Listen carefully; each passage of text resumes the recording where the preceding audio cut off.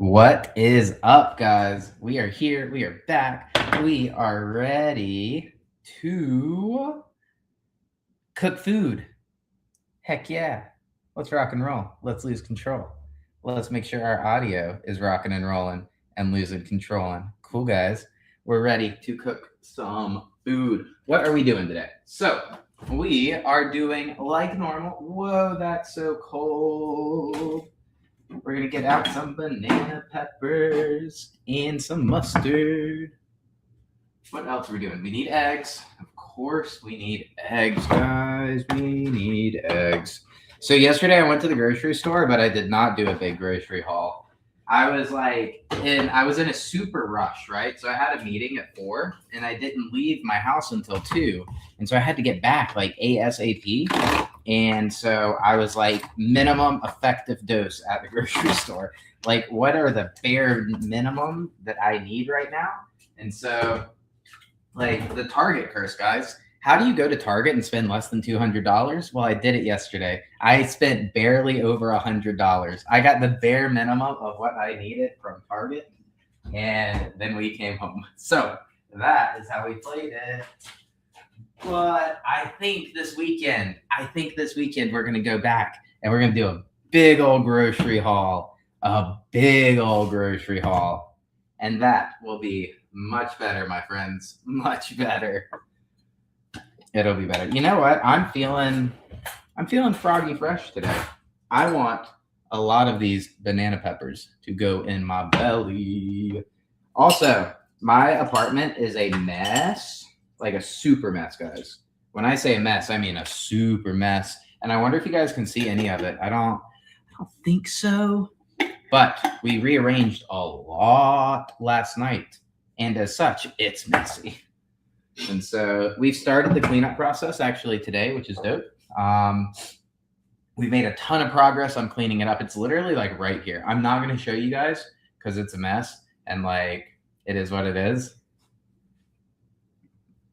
Yeah, dude, banana peppers and pineapple on pizza? Absolutely. Abso-freaking-lutely. I love it. I love pineapple on pizza. A lot of people don't, but I'm a big fan. Here's what I will tell you, though. I have been recently exposed to the idea of fancy pizza. And this person who introduced me to it is a pizza snob. And they were like, fast food pizza's trash. This pizza's super nice. And I was like, I didn't believe them.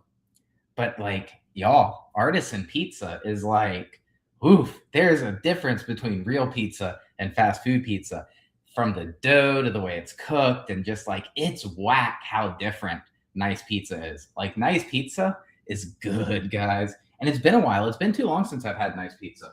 I have to get back on, guys, it's time to get back to the nice pizza. Like, woof. Also, I feel like my hair looks really nice today. That's probably like super outside of the scope of what anybody on this channel wants to hear. But I do like my hair. I like my curly hair. And I think it looks good today. I don't know like why it looks good. Because we've been like lazy maxing. I'm going to try and use the internet terms. We've been lazy maxing when it comes to like fixing my hair. So like bare minimum, like rinse it out, put some like nice conditioner in there, like leave-in conditioner, and then just like pick it out every day to make sure like it doesn't start to tangle and like, cause it self-locks. And so we got to be mindful of that. But like minimum effort, just because like it is what it is, right? So anyway, bro, I love Marcos too. I love Marcos, but I still stick by what I said. Once I was introduced to the world of like coffee as like a coffee schnob, I also became like a coffee schnob, and I really like good coffee and I really hate bad coffee. But it's like pizza, man.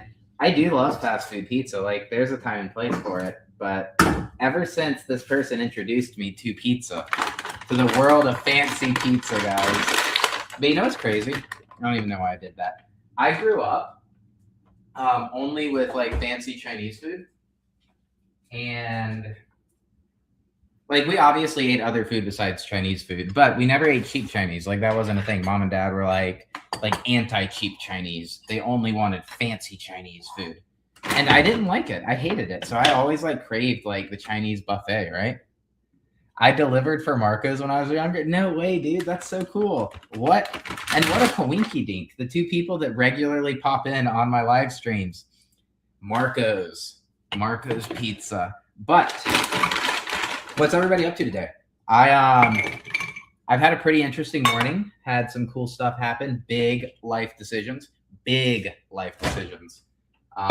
But yeah, pretty cool. Pretty cool morning so far.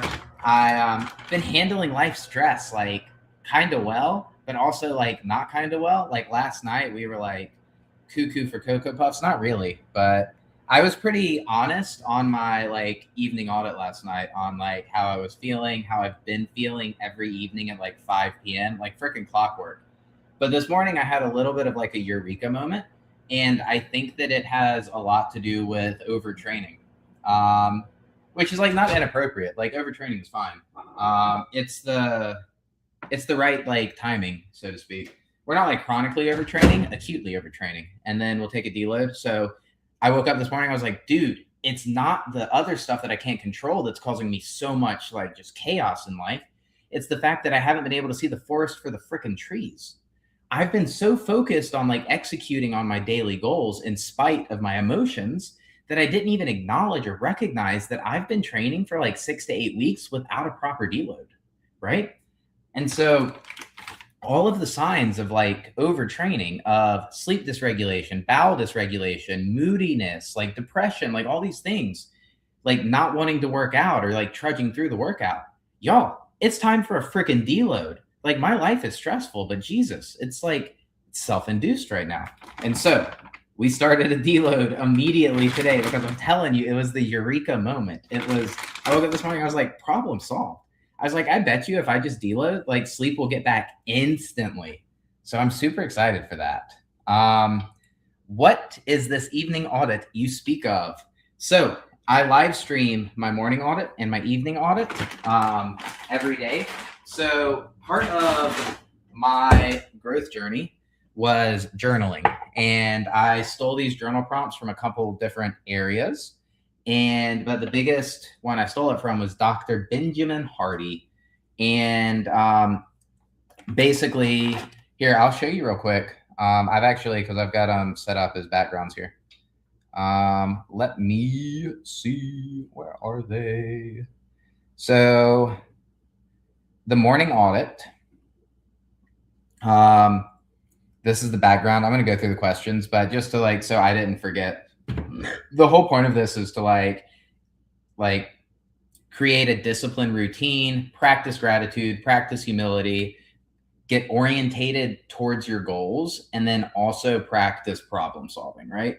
And we also want to be able to, like, in our goals, if we had solved all of the problems to our goals, we would already be there, right?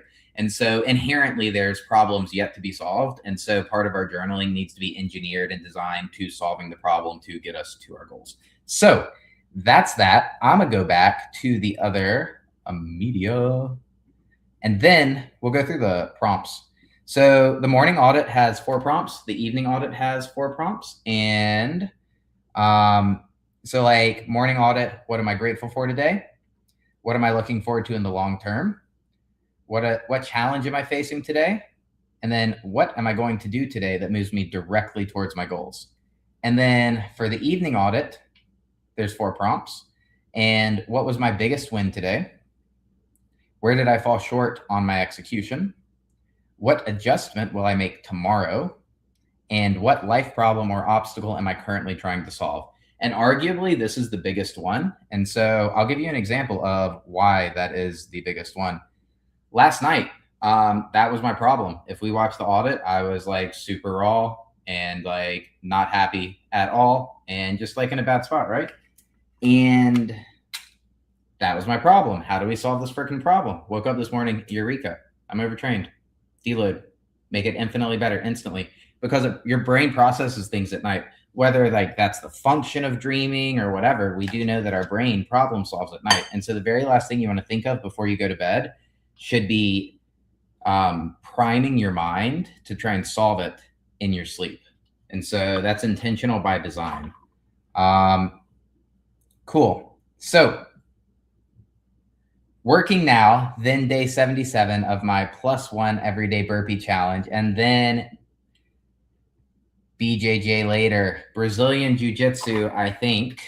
How long have you been doing that for? Do you enjoy that? I did karate when I was a child. Traditional karate. I think it'd be cool to get into like jiu-jitsu. That'd be fun. Hi. You probably bounced by now, but hi, what's up? How's it going? I get to all the comments eventually. We just got to give all the comments their due. We have to acknowledge the comments for what they're worth, right?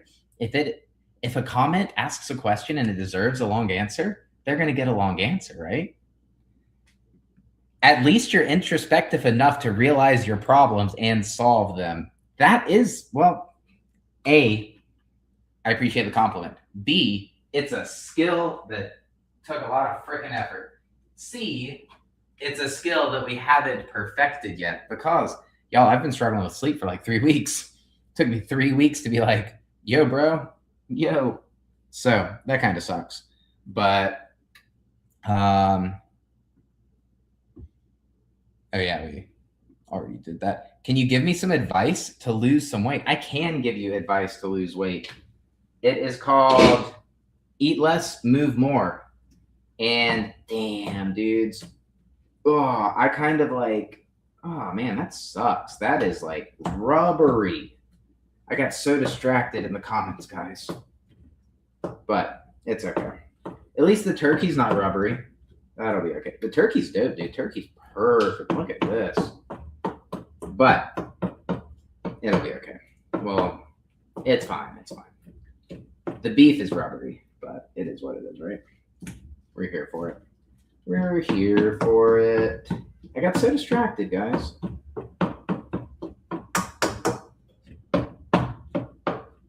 So distracted. A few weeks is brutal on the body, but I like a challenge. I like the evening audits. Everybody should tune into them and take notes on the framework. The framework is dope, yes. Now, people that are in my free community, we do this every day in the morning and night. I post a post and people comment on it, and it's super dope. One thing I'll say, though, is whether you do that or you do it yourself, it's repetitive by design. It is not meant to like some people come in there and they're like, oh my goodness, like it's the same every day. Part of it should be the same every day because you're not going to like think about the world's biggest problems. Like people worked on math problems for like 30 years before they solved it. Like they woke up one day and were like, eureka, right? Like 30 years is a long time to focus on one math problem. So why after a week of doing the same journal prompt would you think that it's appropriate or makes any sense to like move forward, right? But there's also an aspect of humility in it by design of like, where did I fall short in my execution? And what I see a lot of people do when they're not quite ready to make the change, they will challenge that question. Where did I fall short today?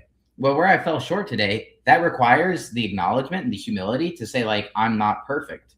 And again, if I was perfect, I'd already be a billionaire. I would be happy. I would have custody of my children. I would not be living in an apartment. Like, think about all these things, right? If I was perfect, if I didn't fall short today, we would have mastered this process a long time ago. And so to challenge that question of like, well, I don't like acknowledging where I fell short, that's dumb. You have to acknowledge where you fall short, right?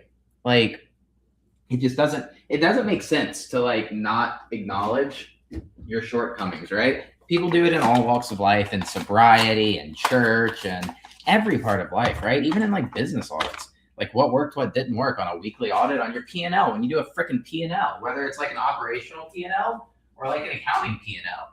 And then when you reconcile the two, right, from an operation side and the accounting come together, now you're even like what worked, what didn't work, or like we together, are we within whatever. And y'all, it's just like so, this whole idea of humility, you have to be freaking humble, guys.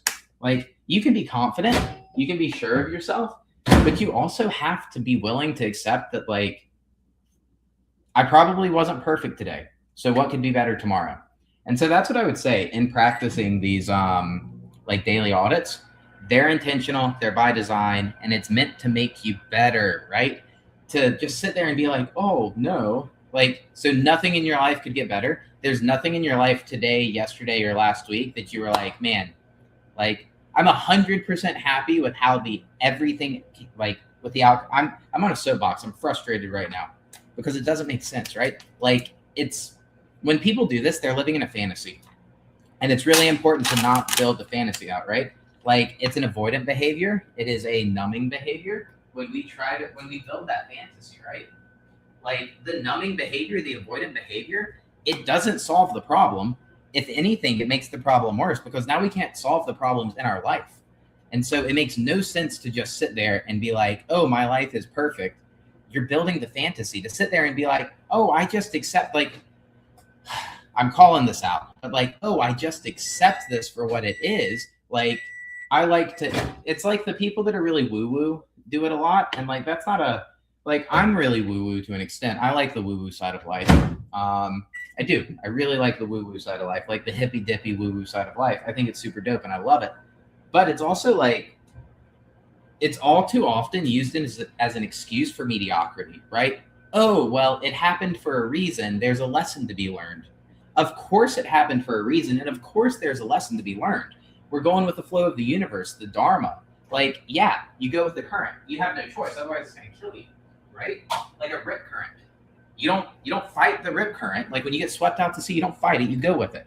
Like best case scenario, you can swim to the side if you have your bearings, but most people don't. And so you just get swept out a couple hundred meters and you're fine, right? But if you fight it, you drown, and you don't want to drown. It's the same thing with the universe, right?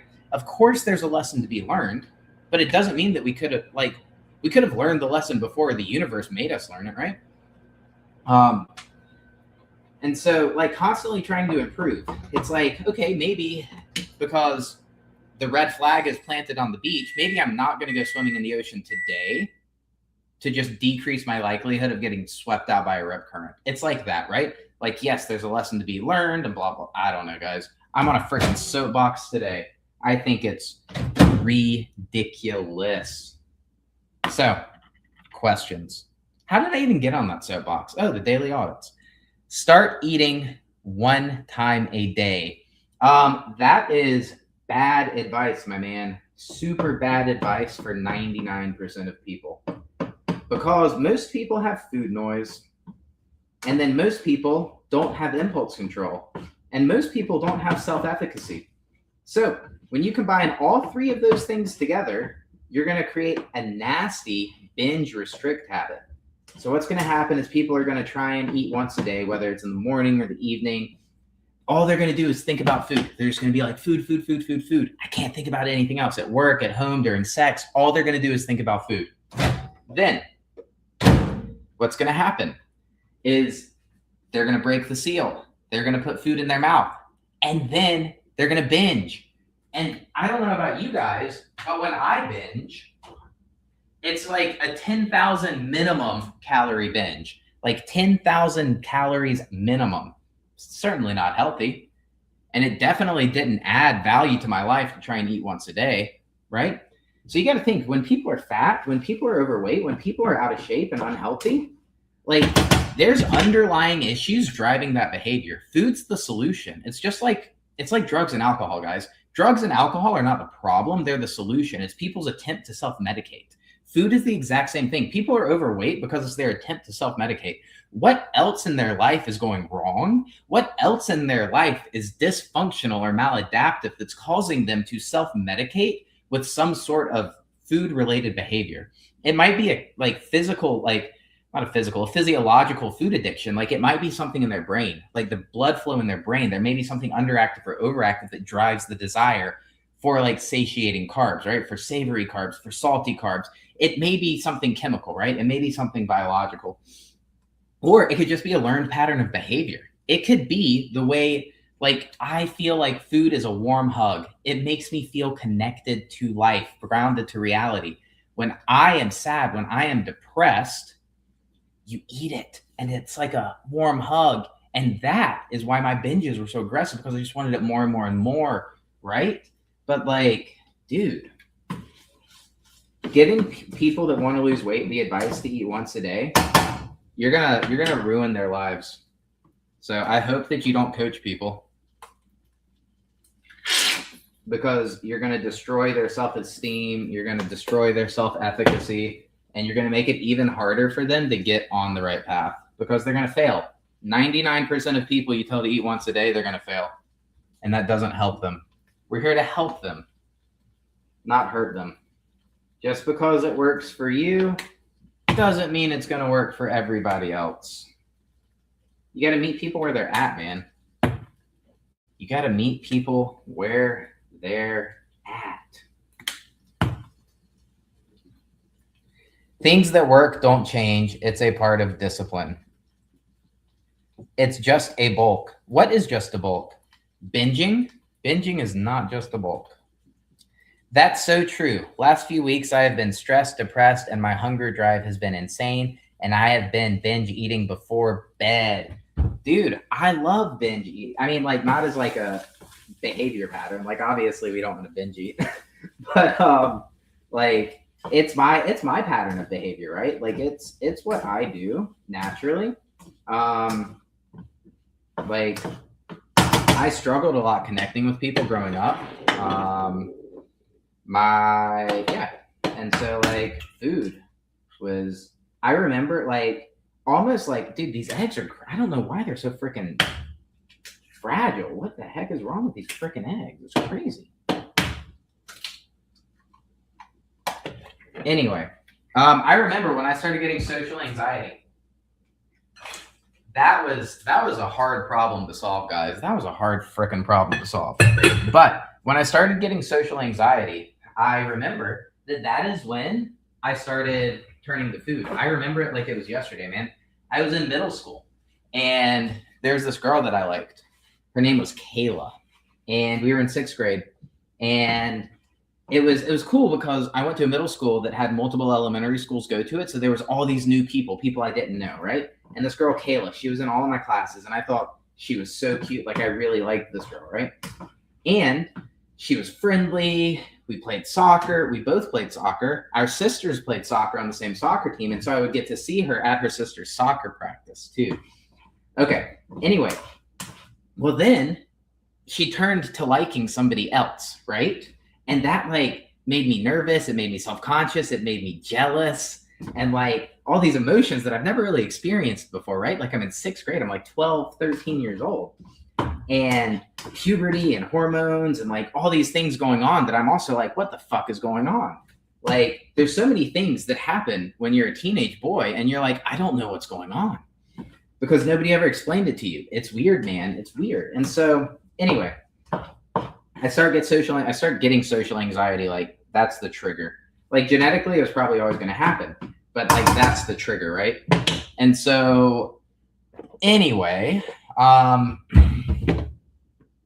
that's when I started like binge eating. I started getting cookies at lunch, like these big fucking like double sugar cookies with the cream in the middle.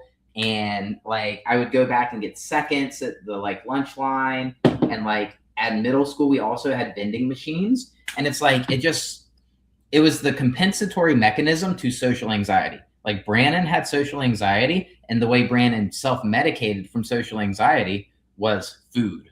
And then it just got worse because now Brandon's like gaining a little bit of weight, or Brandon's not even fat at this point because Brandon wasn't fat until Brandon went to boarding school. But Brandon was always soft, and not like emotionally soft, but just like not fat, not even skinny fat, just like soft. And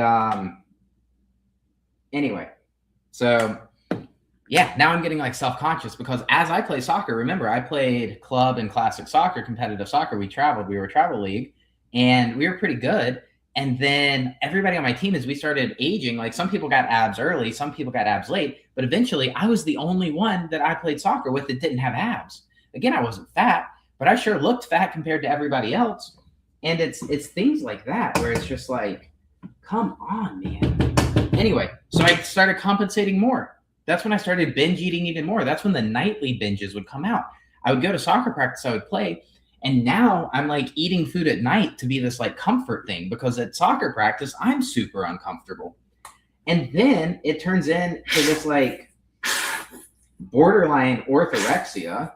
I think that's the right word. I don't really know. I'm not a clinician. I can't say what is or what isn't. But what I can say is that it turns into this borderline like disordered behavior of chronic exercise to compensate for the food, which is compensating for the social anxiety. And it's this really freaking terrible loop, right? Like it doesn't make sense. And so again, I'm on the soapbox, but if you're still here, don't tell people to eat once a day. That's ridiculous. It's terrible advice, and I hope that nobody pays you for that advice. That's my opinion, and I'm sticking to it.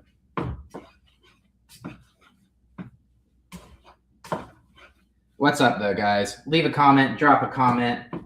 I'm on my frickin' soapbox today. I don't think I've ever gotten on a soapbox with you guys before. I don't think you've ever heard the conviction or the passion in my heart.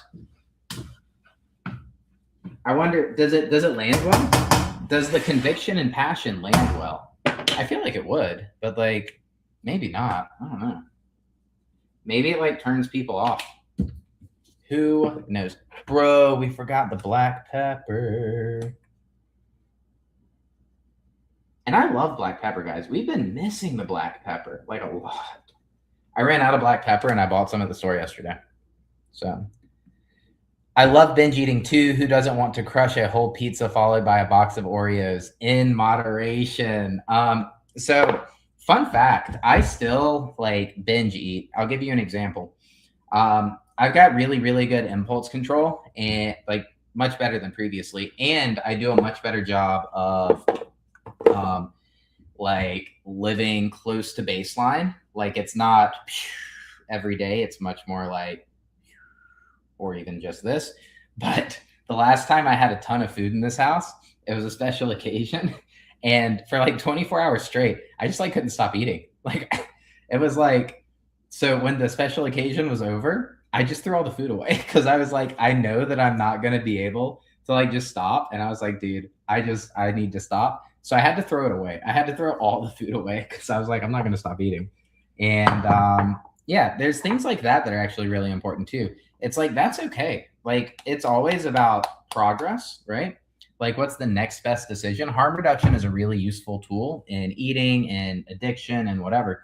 And so during that, like, massive binge eating episode where I just, like, ate nonstop for, like, 24 hours outside of sleep, like, it's, like, cool. Like, I know myself well enough where we just cut it off. Like, we just throw the food away. It's okay. And then when we throw the food away, we also have to be mindful of like, it's like flushing pills down the toilet. Like you actually want to make sure like they're inaccessible, right? Like, so not throw the container of the food away, like fill the container with water and then throw it away. That way the food is ruined. That's actually a really useful tool. So it is what it is. And you just got to know yourself and like set your environment up for success, right? Like, so, because once the food goes in my mouth, it's hard to cut it off. It's like a faucet, man. I am a binge eater by heart. And so, yeah, terrible advice. Terrible freaking advice. It's cool for you to go on your little soapbox rants, shows a little passion. So that's actually something that I'm working on personally, is existing with more conviction. I have super strong opinions, and I rarely share them outside of super intimate circles. So people that I trust with near everything, or unless I believe I'm like the smartest person in the room, which is a bad belief to have. But also, like, even when I was super cocky, I was aware of when I wasn't the smartest person in the room. And so I just wouldn't talk. I wouldn't share my opinion at all. So it wasn't like because I got overcorrected growing up a lot. And so it became this thing of like, I just wouldn't talk. And so again, if I wasn't the most competent, not even smartest, that's a bad way to frame it. If I wasn't the most competent person on the topic in the room, I wouldn't share my opinion. Even if it was warranted, like even in a work setting, if it was something that I was newer to, I would just like, I wouldn't give any feedback, and that doesn't help anybody. And it doesn't move along to the goal. Right. So That's actually like a really bad place to be. But again, like something I'm working on personally is existing with more conviction, like being more confident in my ability to just exist in public. And it's been super dope. It's actually like going super well. And bummer, guys. I didn't even buy mustard yesterday. I'm out of freaking mustard. I am slacking. But yeah, conviction. It's a skill that we are trying to build right now. And we'll get there for sure. For sure. You can already tell, like, I mean, even today, like, I had an appointment this morning with a dude. And it was one of those appointments where it's like, oh, we'll be here between 8 a.m. and 11 a.m. But yeah, normally, like, anyway, you could just tell, like, in the interactions, just so much better. So much better. It's a growth journey, guys. Like, I'm not perfect. I am no expert in everything. I would say that I have some expertise in some things, but even in the things that like I do to like coaching, what I actually make money doing, like I'm more of like the Sherpa, not the expert, right? I've gone down this journey. I've got a little bit more experience than you do. But guys, like I'm just carrying your fucking sleeping bags up the mountain, right? Like you're doing the work. And so that is my philosophy kind of on all of that. Also, it has a lot to do with you guys, your conviction, right? Like if you're bought in, you're bought in. And there might be an objectively better way to do it. But if you're not bought into it, it doesn't matter. It doesn't matter.